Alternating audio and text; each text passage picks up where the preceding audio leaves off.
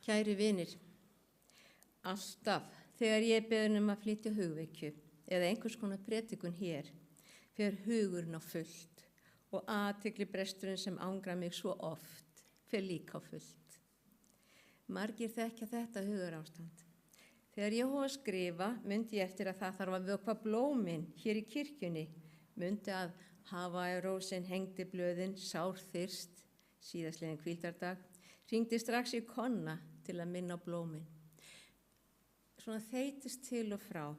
Sumika kannast vel við þetta þegar hugurinn fer bara hreinlega og yfirsnúning. Ég talaði við Guð þetta verkefni og bar mig frekar illa, en leið sagðist ég treysta honum til að styðja mig og gefa mér orð að mæla sem gæti blessað og opnaði augu þeirra sem þyrftu mest á því að halda. Ég viðurkenndi enn og aftur vanmátt minn rétt eins og alkohólistinn þarf að játa vanmátt sinn til að halda sér á réttri braut án vímuefna. Ég þarf raunar að viðurkenna þennan vanmátt gagnvart röngu vali í mataræði, oft og einatt, þegar hugsunarlaus sykurfíkn bankar á og ég fæ mér sykurríkan bita án þess að hugsa og uppsker verki í liðamótum næsta dag. Já, ég veit að þetta gerir ekkert gott, en einmitt fjarvera hugsunar og réttrar ákvarðanatöku, eins og Magnea var að benda á hann, viljinn að velja að gera rétt. Þessi fjarvera réttrar hugsunar gerir það verkum að ég gríp það sem græðgin eða fíknin kallar á og sting upp í munnin. Leið og ég forðast að hugsa eða biðja Guð að leiða mig og gefa mig kraft til að standast freistinguna. Mér langar aðeins að taka dæmi úr daglega lífinu, nýlega fréttir. Ég ætla að reyna að fara varlega í þær, en það er svolítið áberandi að þeir sem berjast, sérstaklega konur, sem berjast hvað harðast fyrir jafnrétti, og það er alls konar hugsunarháttur í kringum jafnrétti, eins og við heyrum oft áráðunum að kona fá að ráða yfir líkama sínum samanber hún má láta eyða fóstri. En þetta var opinber frétt, svo ég er ekki að fara neitt óvarlega, en fyrrverandi framkvæmda stýra jafnréttistofu gagnrýndi nýjan biskup harðlega fyrir skömmu fyrir að hafa lagt út af sögunum dansinn í kringum gullkálfin í þingsetningarathöfn núna á dögunum og segir að það sé fordómafyllsta falsrétt sögunar. Og hún segir, það voru vonbrigði að heyra þær stöllur leggja út af einni útbreiddustu og, að mínum dómi segir hún, fordómafyllstu falsrétt sögunar í predikunum sínum. Það er síra Elínborg sem las texta dagsins eða sem sagt síðasta sunnudags og Guðrún biskup predikaði. Söguna af dansinum í kringum gullkálfin, segir Valgerður í færslu á samfélagsmiðli, svo þetta er orðið opinbert. Og svo segir hún, sú saga hefur ranglega orðið vinsæl sem táknsaga græðgi og innantóma trú á svipaðan hátt og sagan af gyðjunni Gullveigu, en það er svo önnur saga. Það eru vonbrigði að konur í þessari stöðu sem fjallum bergmálshella og inngildingu leggi þar til grundvallar sögu sem byggir á, segir Valgerður þessi, fordómum, hatri og vanþekkingu á trú annara. Það er sögu ættaðri úr bergmálshelli. Það er greinilega mjög mikið í heimspekinni, kannast við þetta bergmálshellis tilbyttun. Og hún vitnar í Guðrúnu og segir, sagan af gullkálfinum og dansinum í kringum hann er saga af fólki sem villist af leið skammastund. Það beinir bænum sínum að veraldlegum auðæfum. Það leggur traust sitt á það sem ekkert gefur af sér nema birtu aug og góða veislu eina kvöldstund. Blessaður biskupinn, hún hefur greinilega fundið sína eigin túlkun á þessari frásögn og það er bara þannig oft. En þá dettur mér í hug af því að framkvæmda stýran hún leggur út af sínum eigin skoðunum og í 14. versi í Korinthubréfinu, öðrum kafla segir Maðurinn án anda veitir ekki viðtöku því sem Guðs anda því að honum það heimska og hann getur ekki skilið af því að það dæmist andlega. Nokkuð mikið til í þessu samanber. Valgerður bendir á að sagan af gullkálfinum sé fyrir löngu orðin grundvallar frásögnin kristinni menningu, byggð á grundvallar sögum gyðinga. Hún skráð af þeim sem fordæmdu trú og hefðir nágranna sinna, Egypta og allra annara en gyðinga. Hjá þeim fræðimönnum sem rituðu þetta niður hafi ríkt hatur í garð trúar þeirra þjóða sem voru allt í kringum þá. Valgerður segir þó að það sé óþarf að áfjallast þessa fræðimenn. Þeir hafi verið börn síns tíma og sjálfur verið í ánauð. Hjá þeim þjóðum sem byggðu landið helga hafi margar tilbyði gyðjuna miklu en fræðimennirnir hötuðu hana, syni hennar, eiginmenn og boðuðu það að drottin myndi refsa þeim sem dýrkuðu þessi goð. Við heyrum alveg hvar þessi kona og ég bað fyrir henni. En hún segir, og þetta svolítið gott dæmi átökin sem að magnast í samfélögum allstaðar, líka hér. Hún segir, í örstuttu máli innihald sögunar gullkálfin sem auðvitað ekki sagnfræði heldur trúarboðskapur, segir hún. Það að Móses leiðir fólk sitt, það fólk af gyðinglegum uppruna á brott frá Egyptalandi, þar sem þau höfðu dvalið í meir en 4 aldir og, segir hún, eðlilega tilenga sér trú og siði þessa lands. Og já, það þurfti að ala þá upp á nýtt, þeir voru orðnir háðir skurðgoðadýrkun og hverju öðru, margir hverjir. Og hún segir, hann hvetur þau til að byggja saman í óöryggi sínu á flóttanum, þrá þau að finna fyrir þeim goðum sem þau höfðu lært að treysta á. Og Aron, bróðir Móse, skilur þessa þörf, segir Valgerður. Hann hvetur þau til að byggja saman líkneski af kálfinum Apis, hins góða og réttláta Guðs, með því að láta af hendi það gull sem þau báru á sér og sameina það í styttu af kálfinum. Og þau gera það. En Móses hefur aðrar hugmyndir, segir hún. Hann fyrirlítur goð Egypta og leitar að orði drottins, orðinu sem gyðingar og kristnir byggja trú sína á. Orðið var Guð og Guð þarna skrifað með litlum staf. Hann gengur á fjall og finnur steintöflur sem á eru rituð orð boð og bönn. Við vitum öll að hann var 40 daga á fjallinu með Guði, en hún sennilega hefur ekkert sinnt því. Boðorðin 10 allt það, segir hún svo, sem við megum ekki gjöra. Þar birtist fyrst boðorð að okkur, þeim, bannað að trúa annan Guð en Guð gyðinga. Finnið undirtónina fyrirlitningunni, neikvæðninni og skortin á anda. Valgerður segir að gullkálfurinn hafi ekki verið tákn gullgræðgi eða yfirborðsmennsku, heldur tákn þess bjartasta og dýrmætasta sem í veröldinni byggi, heilagur málmur. Kálfurinn tákn Ósísis sem innleiddi friðarmenningu og akuryrkju í Egyptalandi ásamt Ísis. Hún vitnar hann í ótal goð. Ósísis hafi einnig verið helsta fyrirmynd sögunar Krist. Þetta áhrifavaldur. Þetta áhrifavaldur og ég ætla ekki að lesa meira því getið fundið þessa frétt.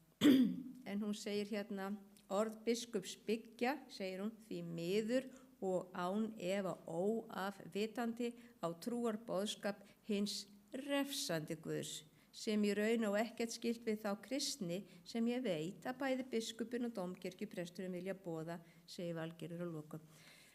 Og maðurinn án anda talar eins og maðurinn gerir. Mér langar aðeins að vitna í aðra frétt.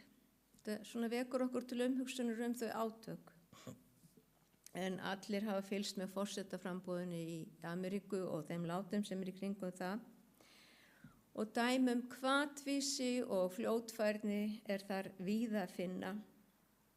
Eins og þegar að Donald Trump félti fram að fólk væri að stela gæludýrum í Springfield til að éta þau.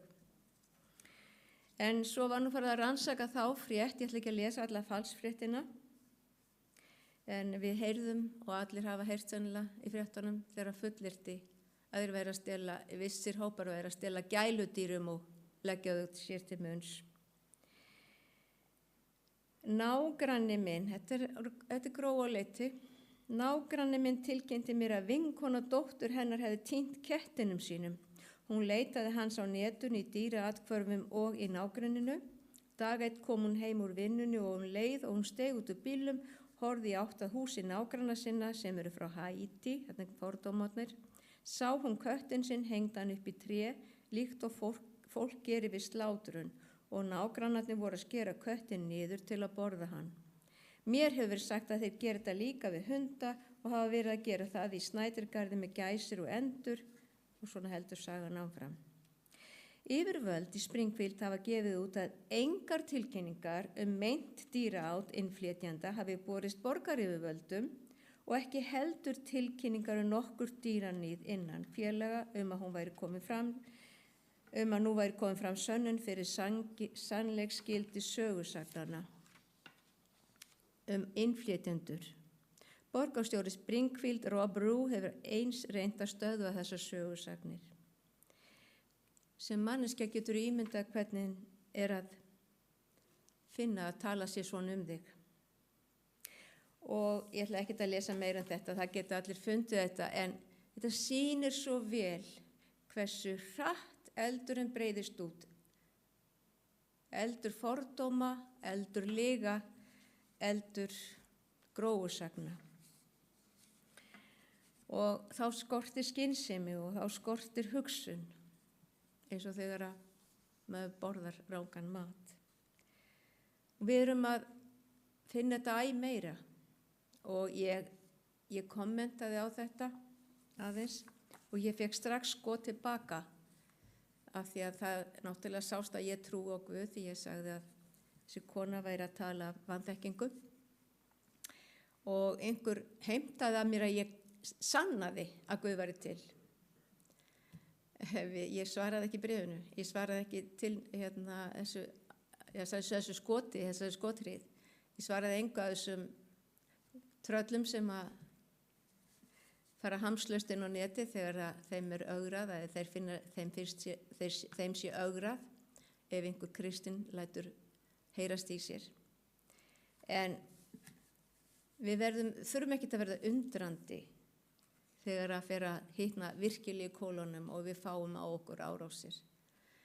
Það eru kreftunhneigð á lofti og okkur verður ætlað að sýna tákn eins og þeir heimtuðu til forna.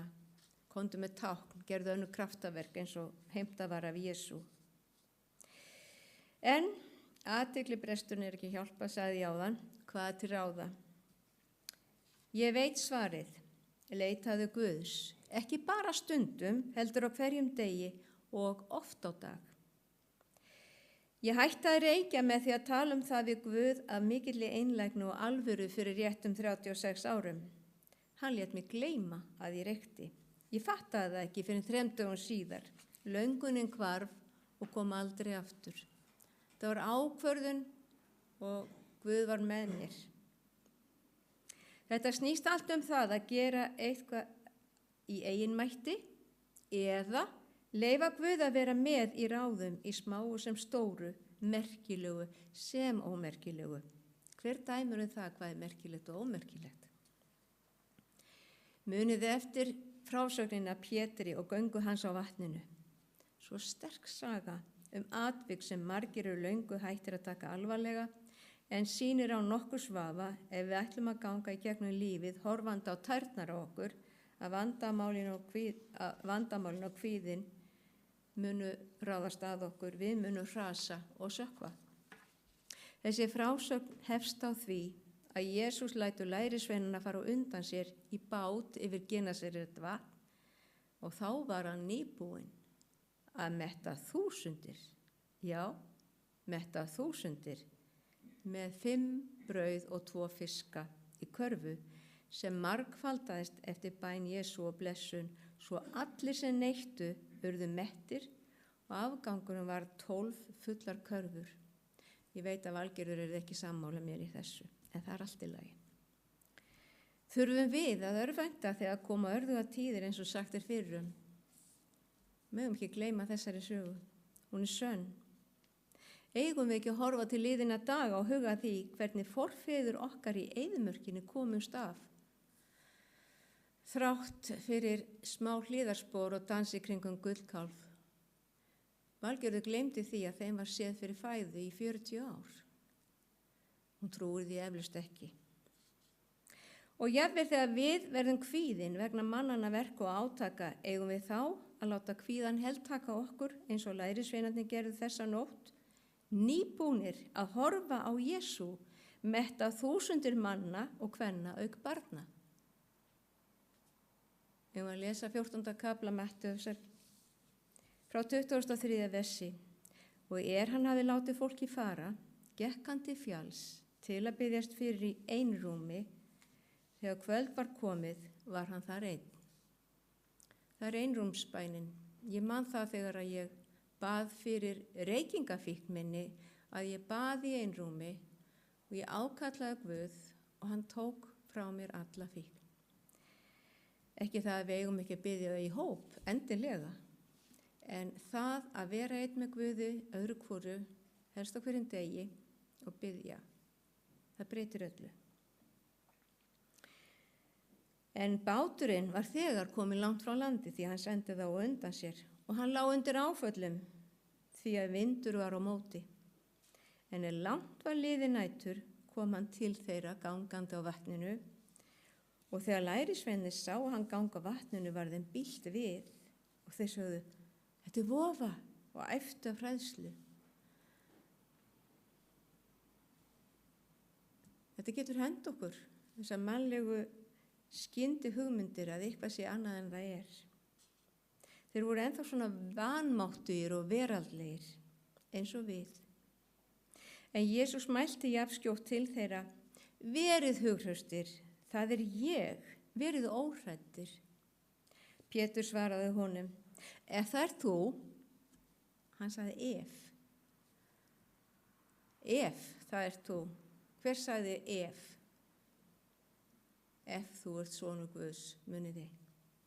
Ef það er þú, Herra, þá bjóð mér að koma til þín á vatninu.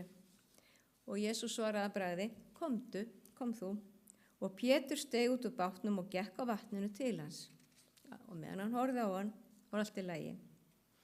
En hann sá rokið, varð hann hræddur og tók að sökkva.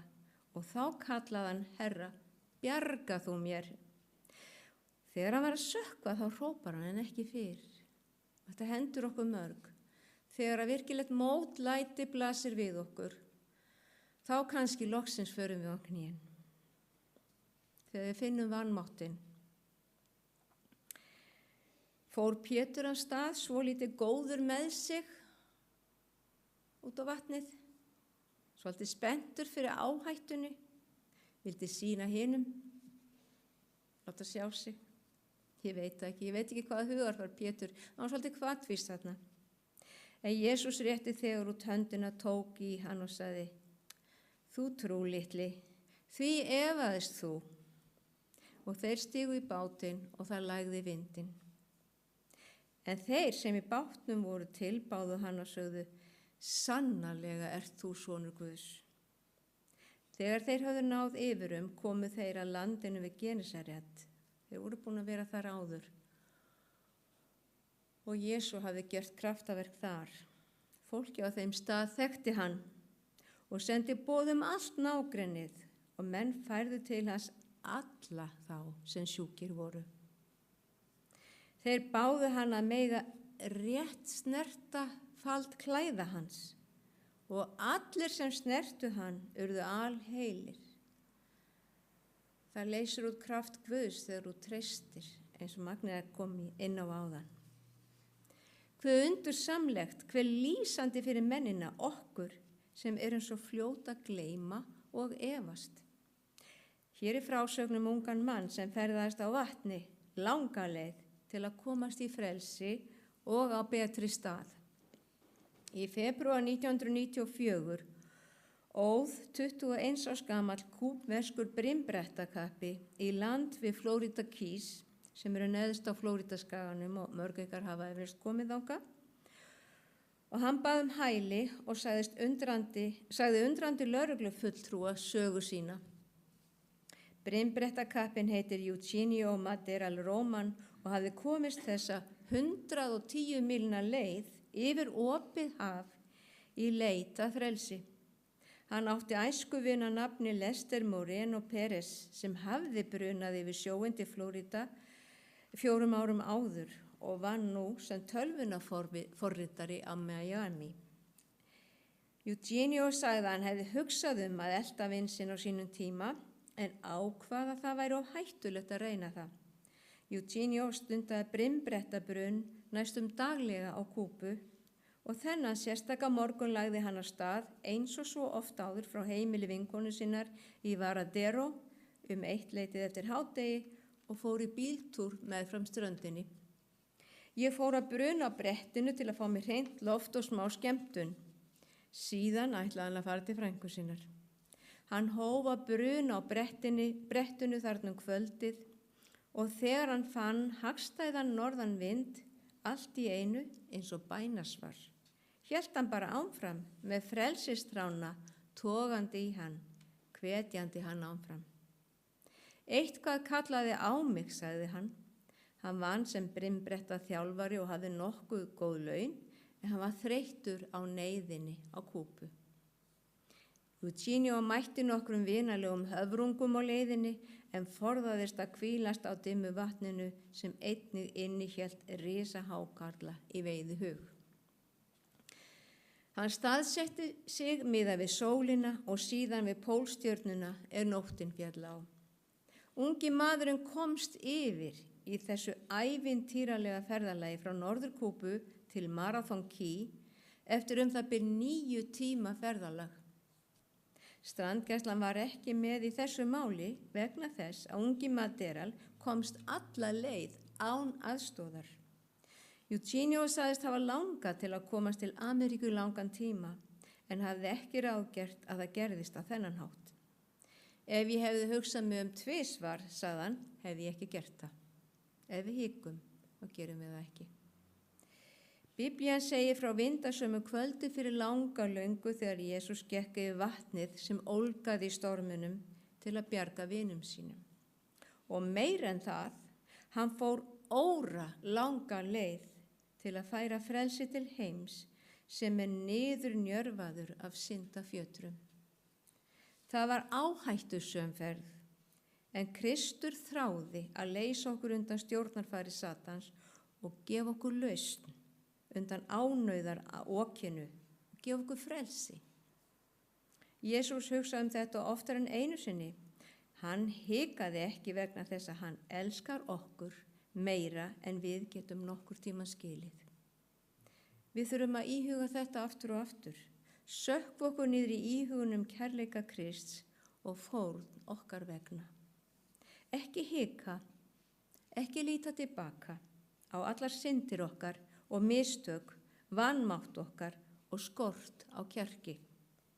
Horfum til hans sem fórnaði öllu okkar vegna, svo við mættum eiga kost á nýju heimkenni, þar sem réttlæti og frelsi ríkir í sinni dýrlegustu mynd. Það sem eyra heyrði ekki og auga sá ekki og ekki kom upp í huga nokkurs manns, eins og ritað í Korinthubréfinu 2. kafla. Mig langar að lesa svolítið úr mikilvægum hlutum þessa bréfs. Eins og áður sagt, það 9. versinu, það sem auga sá ekki og eyra heyrði ekki og ekki kom upp í hjarta nokkurs manns, allt það sem Guð fyrirbjóð þeim sem elska hann. En oss hefur Guð opinberað hann fyrir andan, því að andinn rannsakar allt, jafnvel djúp Guðs.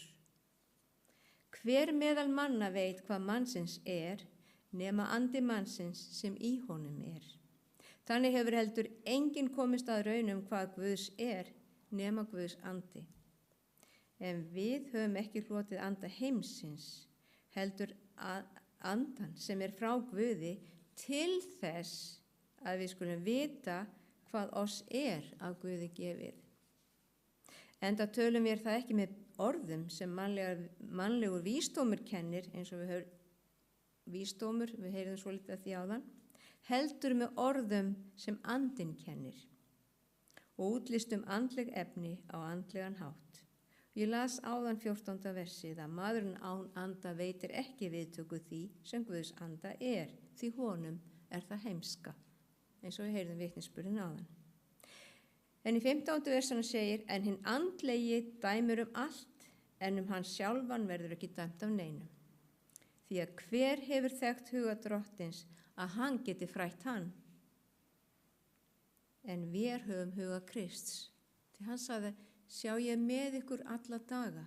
Hann sendi andan til okkar. Sjá, ég með ykkur alla daga, ekki bara stundum, heldur alla daga. Og svo stund kemur, stendur í Jóhannesarguðspjalli 15. kafla, og þegar komin að hinu dauðu munu heyra raust Guðssonarins og þeir sem heyra munu lifa. Eins og Faðirinn hefur líf í sjálfum sér, þannig hefur hann og veitt synunum að hafa líf í sjálfum sér. Ég vona að þessi blessaða kona sem telur menningu Egypta og skurðgoð merkilegri en sannleikur Biblíunnar ég bið Guð að snerta hjarta hennar. Við eigum að biðja fyrir óvinum, við eigum að biðja fyrir þeim sem að ráðast gegn okkur. Það verður erfitt og erfitt. En ég bað að Guð myndi aflétta myrkrinu frá henni vegna þess að við höfum séð ótrúlegustu hluti gerast, þar sem fólk í hryllilegu myrkri, ýmsum aðstæðum. Svo við skulum tala við hann á hverjum einasta degi og ekki láta hugfallast. Ekki vera eins og Pétur að missa sjónar á honum og fara að sökkva í kvíða og eymd.